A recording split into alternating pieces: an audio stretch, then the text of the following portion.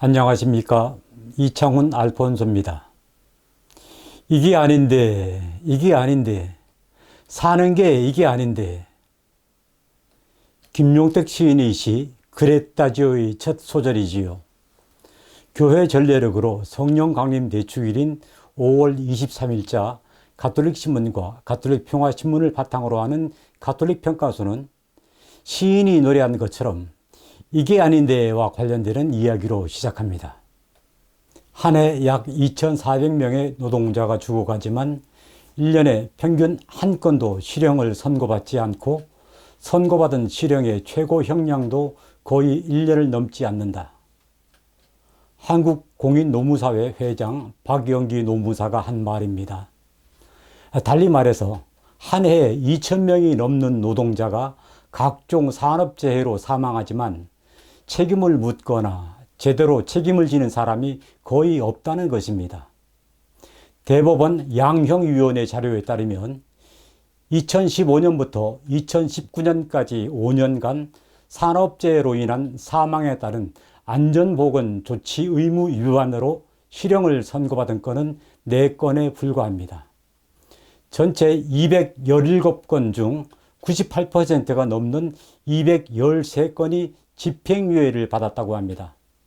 물론 처벌이 능사는 아닙니다. 하지만 한 해에 2,000명이 넘는 노동자가 산업재해와 관련해서 사망하는데 책임지는 사람이 별로 없다는 것은 참으로 문제가 아니겠습니까? 이게 아닌데 하는 말이 절로 나올 수밖에 없습니다. 정부의 공식 통계에 따르면 2019년 한 해 산업재해로 사망한 사람 수는 2,020명입니다. 그 가운데 질병으로 인한 사망이 1,165명으로 58%였고 사고로 인한 사망이 855명으로 42%를 차지했습니다. 코로나19로 인한 누적 사망자 수가 5월 19일 0시 현재 1,914명입니다. 코로나로 인한 사망자보다 더 많은 사람이 산업재해로 해마다 죽어가고 있는 것입니다. 올해 들어서도 지난 1월부터 4월까지 발생한 산업재해 사고로 인해 벌써 213명이 목숨을 잃었습니다. 산업재해와 관련해 중대재해처벌법이 지난 1월 국회를 통과했고 내년 1월 27일이면 시행이 됩니다. 하지만 가톨릭교회의 노동사목 관계자들은 이 법에도 미비한 점이 있어서 개정이 필요하다고 지적합니다. 법을 제대로 만들고 올바로 적용하는 것이 필요합니다. 그렇지만 그보다 더 근본적인 것은 인간 생명의 소중함과 존엄함에 대한 깊은 인식일 것입니다. 산업재해로 인한 사망사고가 좀처럼 줄어들지 않는 것은 주의를 소홀히 하고 안전장치를 제대로 갖추지 않은 탓도 있겠지만 이면에는 사람의 생명보다 경제 논리가 더 우선하는 의식이 자리 잡기 때문은 아닌지요. 전태일 열사가 근로기준법을 준수하라. 우리는 기계가 아니다.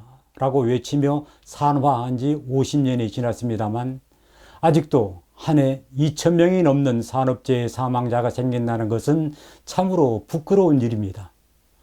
더 이상 이게 아닌데 말로만 그러면서 살지 않는 사회가 되었으면 합니다. 시작하면서 잠시 말씀드렸습니다만 5월 23일은 성령 강림 대축일이지요. 예수님께서는 지상에 계실 때 제자들에게 당신이 떠나면 협조자인 성령을 보내주시겠다고 말씀하셨고 승천하신 지 열흘 후에 말씀하신 대로 성령께서 제자들에게 내리신 사건을 기념하는 날이 바로 성령 강림 대축일입니다. 교회는 성령께서 우리에게 베푸시는 은사를 7가지로 이야기하고 있습니다. 성령 실은이라고도 하는 성령의 7가지 은사는 하느님을 알고 하느님 뜻에 따라서 하는 지혜, 슬기라고도 하지요. 또 영원한 생명에 이르는 가르침을 올바로 알아듣는 통찰, 이를 깨달음이라고도 합니다. 옳고 그른 것을 제대로 식별하는 식견 혹은 의견이라고도 하지요. 구원을 위해서 믿어야 할 것을 아는 지식, 알미라고도 합니다. 영원한 생명을 위해 현세의 어려움에 용감히 맞서는 용기, 굳셈이라고도 합니다. 하느님을 지극히 섬기는 공경 또는 효경이라고도 표현하지요. 그리고 하느님의 뜻을 거스를까 염려하는 경외 혹은 두려움을 말합니다. 해마다 성령 강림 대축일을 즈음에서는 성령 칠은이 적힌 카드 가운데 하나를 뽑는 행사가 다양하게 마련되고 있습니다. 저는 가톨릭 평화방송에서 제공하는 온라인 뽑기에 참여했는데 10견을 뽑았습니다. 아마도 제가 옳고 그른 것을 제대로 식별하는 능력이 조금 부족해서 10견의 은사를 뽑은 것 같습니다. 여러분은 어떤 은사를 뽑으셨는지요? 그런데 성령의 은사를 선물로 받는 것 못지않게 중요한 것은 성령의 열매를 맺는 일일 것입니다. 우리 가톨릭 신자들은 모두 세례 성사 때에 성령을 받았고 또 견진 성사 때에 성령의 은총을 더욱 충만히 받았습니다. 그렇다면 이제 우리에게 필요한 것은 성령의 열매를 맺는 일이 아닐까요? 성령께서 맺어주시는 열매는 바오로 사도가 갈라티아 신자들에게 보낸 서간 5장 22절에 나와 있습니다. 사랑, 기쁨, 평화, 인내, 호의 혹은 친절이라고도 합니다. 선의, 성실, 온유, 절제, 이 9가지 열매입니다.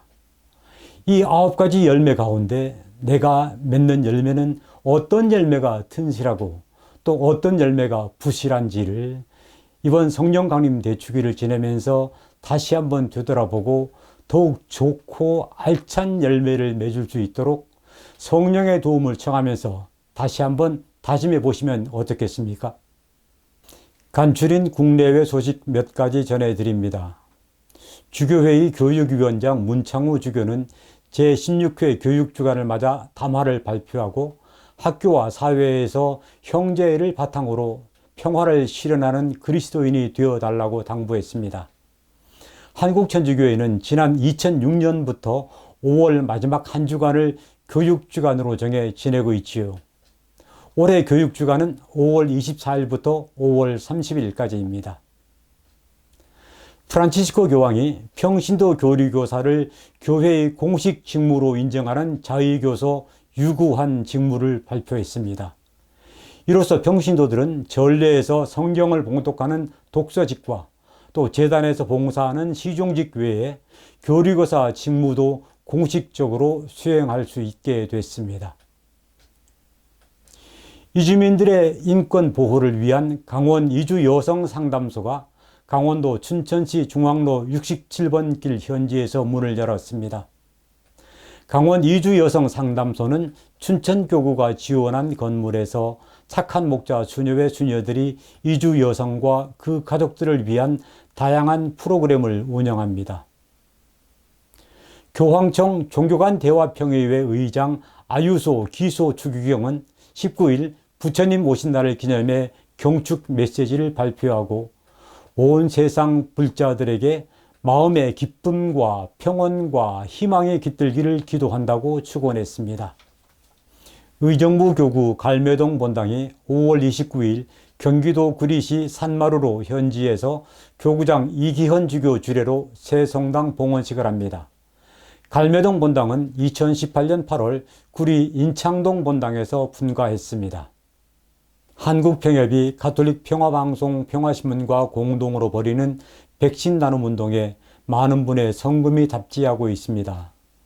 지난 1일 가톨릭 평화방송이 ARS 모금 전화를 개설한 후 17일까지 모두 1397건의 모금 전화가 걸려왔습니다. ARS 모금 전화 계좌는 060-700-1326번으로 한 통화에 3만원, 두 통화에 6만원의 성금이 기탁됩니다. 한국평협은 가톨릭 평화방송, 평화신문과 함께 오는 11월 27일까지 모금 활동을 이어갑니다.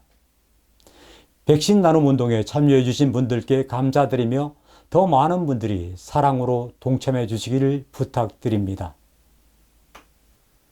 기도는 기적을 일으킵니다. 프란치스코 교황이 최근 바티칸에서 신자들을 만나서 한 말입니다. 교황의 이 말을 듣는 순간 저는 오래전에 본 마더 데레사에 관한 영화 장면의 한 대목이 떠올랐습니다. 너의 기도가 하늘을 울리게 하라. 하늘을 울리게 하는 기도는 기적을 만들 것입니다. 김용택 시인의 시 그랬다지요를 읽어드리면서 가톨릭 평가소 이 시간 마무리합니다. 그랬다지요, 김용택. 이게 아닌데, 이게 아닌데, 사는 게 이게 아닌데, 이러는 동안 어느새 봄이 와서 꽃은 피어나고, 이게 아닌데, 이게 아닌데, 그러는 동안 봄이 가며 꽃이 집니다. 그러면서 사람들은 살았다지요? 그랬다지요. 다음 주 이 시간에 찾아뵙겠습니다. 고맙습니다.